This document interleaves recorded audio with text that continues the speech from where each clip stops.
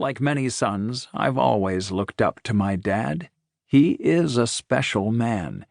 He imparted to me the importance of faith, family, honesty, hard work, and what it means to never give an inch.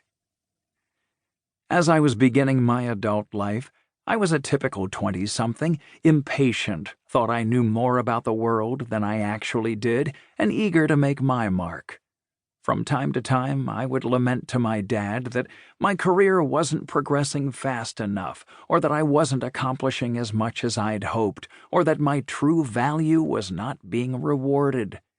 Every time, my dad had the same response: put your head down, work hard, and good things will follow. I would roll my eyes so hard that I was worried he might hear it through the phone line.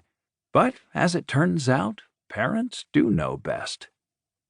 I'd seen my dad live out these words countless times in his own life. In business, he devoted everything to the companies he ran and his teams. As a CEO, he shouldered the burden of protecting the livelihood of every single employee and his or her family, knowing that if he failed, he'd be failing them.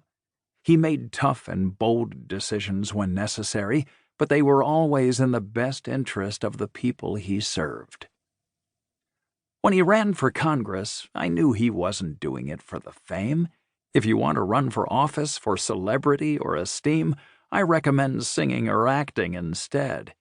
He wasn't doing it for the elitist D.C. cocktail parties. To this day, I've never seen my dad drink more than 2 Sam Adams in a 24-hour period.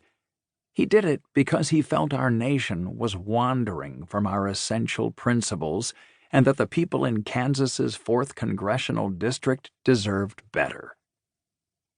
When then-President-elect Trump nominated him to be the director of the CIA, well, that surprised us all. But my dad didn't think twice. It was God's plan, and he answered the call to serve his country at that moment and then again as Secretary of State. All my life I'd watched my dad diligently focus on whatever task was at hand, serving the team, the people, or the country he represented. He was never thinking about what was next. He just put his head down, worked hard, and, I'll be damned, good things followed. While one can never plan to be nominated by a president to lead America's intelligence and diplomatic teams, he was fully prepared for the opportunity.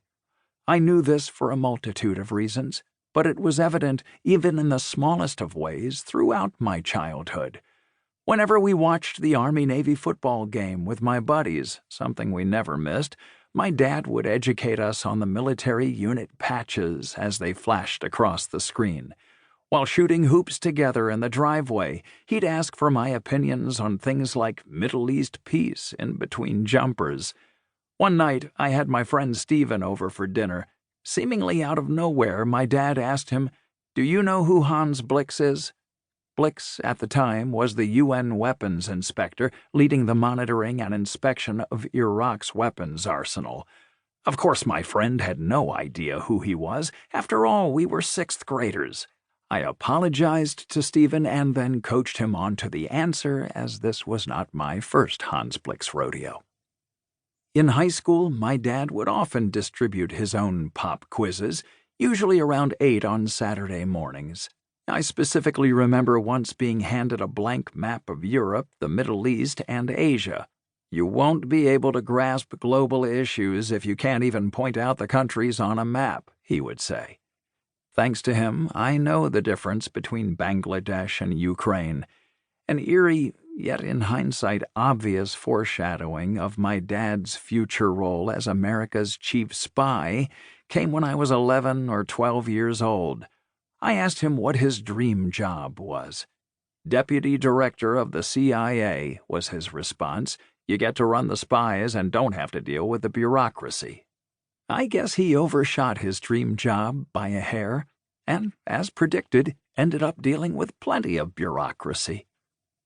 Of course, knowing who Hans Blix is or being able to fill out a blank map doesn't qualify you to be director of the CIA or the U.S. Secretary of State. But in these instances, no matter how